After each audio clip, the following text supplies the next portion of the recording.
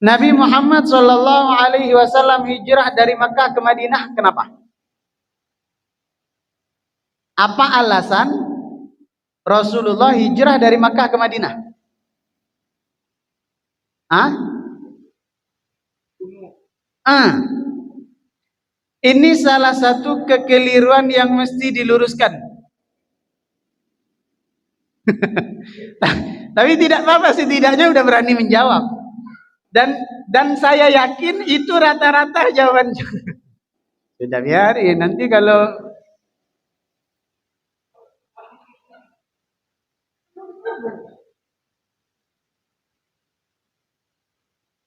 nah, bagus lagi ke sini. Memang kita beranggapan rata-rata selama ini kita menduga atau kita menganggap bahwa Rasulullah hijrah dari Makkah ke Madinah karena takut dibunuh. Pertanyaannya, apa iya Nabi takut dibunuh? Hah?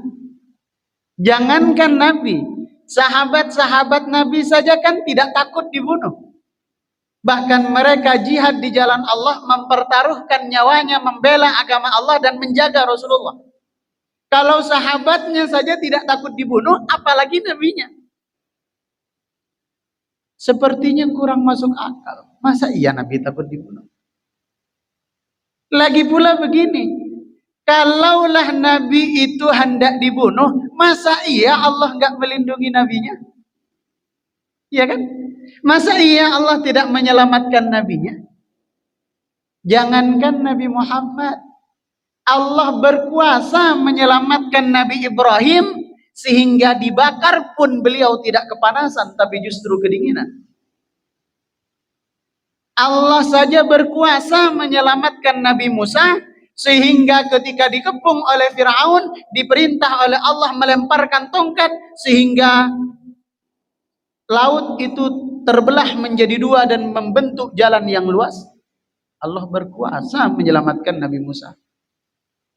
Allah berkuasa menyelamatkan Nabi Isa sehingga ketika hendak dibunuh, sehingga hendak disalib, yang dibunuh dan yang disalib itu bukan Nabi Isa, karena di dalam Al-Quran dibantah secara mutlak, wa ma qataluhu, bukan Nabi Isa yang dibunuh, wa ma salabuhu, bukan Nabi Isa yang disalib, walakin syubbiha lahum, tapi yang diserupakan dengan Nabi Isa alaihi salatu wassalam.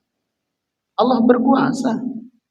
Apalagi nabinya yang paling dicintai, apalagi nabinya yang paling banyak dipuji di dalam Al-Quran. Masa iya Allah tidak menjaga? Masa iya Allah tidak menyelamatkan? Maka sepertinya kurang masuk di akal kalau kita menganggap hijrahnya Nabi dari Mekah ke Madinah karena takut dibunuh.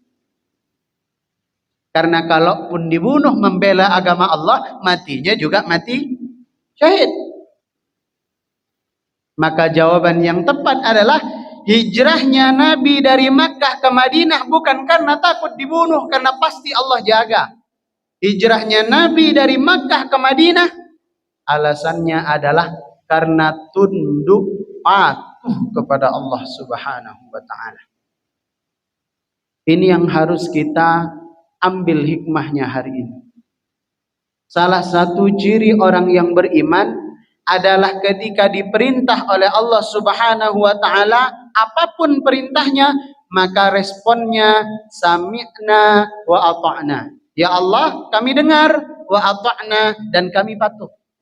Tanpa ada bantahan. Bahasa kitanya tanpa ita itu, tanpa ini dan itu. Karena banyak di antara kita hamba-hamba Allah hari ini yang ketika diperintahkan bukan justru langsung tunduk dan patuh, tapi lebih dulu mempertanyakan. Ustaz, kenapa ya kita sholat sehari itu 5 kali? Kenapa kita puasa hanya di bulan Ramadan saja? Kemudian kenapa zakat itu cuma 2,5%? Banyak sekali pertanyaannya, diamalkan tidak? Kenapa mesti kita menutup aurat sebagai seorang perempuan? Kenapa yang dikatakan aurat hanya wajah dan telapak tangan saja saat sholat? Kemudian kenapa ketika kentut yang keluar angin pantat, kenapa yang dicuci muka? Banyak betul pertanyaannya. Maka jamaah yang dimuliakan oleh Allah, dari peristiwa hijrah kita belajar pelajaran pertama adalah, hikmah pertama adalah bagaimana kita tunduk dan patuh kepada Allah Subhanahu wa taala. Sebagaimana Nabi sallallahu alaihi wasallam.